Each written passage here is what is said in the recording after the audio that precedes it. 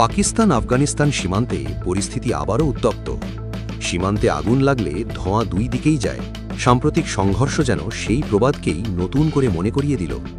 ইসলামাবাদের দাবি, আফগান তালেবান বাহিনীর উস্কানোমূলক হামলার জবাব দিতেই পাকিস্তান বিমান বাহিনী পাল্টা অভিযান চালায় এবং নাঙ্গারহার প্রদেশে একটি বড় গোলাবারুদ ভাণ্ডার ধ্বংস করে।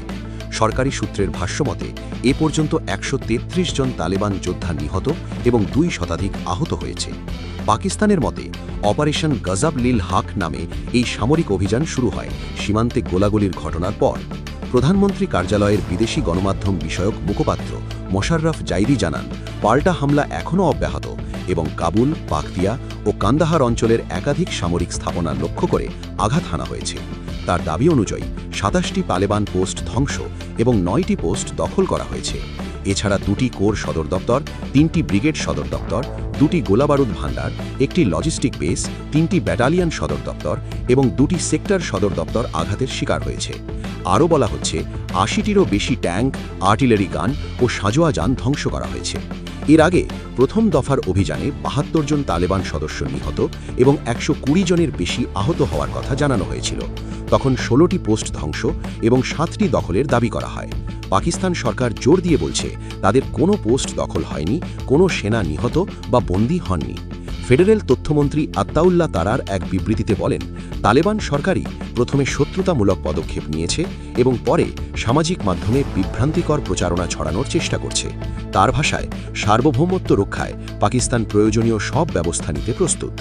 নিরাপত্তা সূত্রের বরাতে আরও জানা গেছে, নাঙ্গারহার ও কান্দাহারে গোলাবারুদ ডিপো এবং লজিস্টিক স্থাপনা লক্ষ্য করে হামলা চালানো হয়েছে। পাকতিয়া প্রদেশে তালেবানের একটি কোর সদর দপ্তর গুড়িয়ে দেওয়ার দাবিও এসেছে। সীমান্তবর্তী বিভিন্ন সেক্টরে একাধিক আফগান চেকপোস্ট দখল বা ধ্বংসের কথাও বলা হচ্ছে, বিশেষ করে খারলেচি টার্মিনাল, কুররম ও মোহাম্মদ সেক্টরে। অন্যদিকে আফগান তালেবান এখনও আনুষ্ঠানিকভাবে বিস্তারিত প্রতিক্রিয়া দেয়নি। সামাজিক যোগাযোগ মাধ্যমে ছড়িয়ে পড়া ভিডিও ও দাবিগুলোকে পাকিস্তান ভুয়ো প্রচারণা বলে আখ্যা দিয়েছে। এই তথ্যযুদ্ধের অংশকে রাষ্ট্রবিজ্ঞানের ভাষায় বলা হয় ইনফরমেশন ওয়ারফেয়ার, তথ্যযুদ্ধ, যেখানে ময়দানের লড়াইয়ের পাশাপাশি জনমত ও মনস্তাত্ত্বিক প্রভাব বিস্তারের লড়াই চলে। বিশেষজ্ঞদের মতে, দুই দেশের মধ্যে দীর্ঘদিনের ডুরান্ড লাইন বিতর্ক, সীমান্তের সশস্ত্র গোষ্ঠীর চলাচল এবং পারস্পরিক অবিশ্বাস পরিস্থিতিকে জটিল করে তুলেছে। সমাজবিজ্ঞানের ভাষায় এটিকে বলা হয় বর্ডারল্যান্ড ইনসিকিউরিটি ডায়নামিক্স, অর্থাৎ সীমান্তঞ্চলের নিরাপত্তাহীনতার গতিশীলতা, যেখানে রাষ্ট্রের নিয়ন্ত্রণ দুর্বল হলে অরাষ্ট্রীয় সশস্ত্র গোষ্ঠীগুলো প্রভাব বিস্তার করে। একই সঙ্গে এটি এসকেলেশন স্পাইরাল, অর্থাৎ উত্তেজনার ঘূর্ণাবর্তের উদাহরণ, যেখানে এক পক্ষের পাল্টা পদক্ষেপ আরেক পক্ষকে আরও কঠোর প্রতিক্রিয়ায় ঠেলে দেয়। যদি সত্যিই বড় সামরিক স্থাপনা ক্ষতিগ্রস্ত হয়ে থাকে, তবে তা শুধু দুই দেশের সম্পর্কেই নয়, পুরো আঞ্চলিক নিরাপত্তা কাঠামোতে প্রভাব ফেলতে পারে। কারণ আফগানিস্তান পাকিস্তান সীমান্ত কেবল একটি ভৌগোলিক রেখা নয়, এটি দক্ষিণ ও মধ্য এশিয়ার নিরাপত্তা ভারসাম্যের সংযোগ বিন্দু।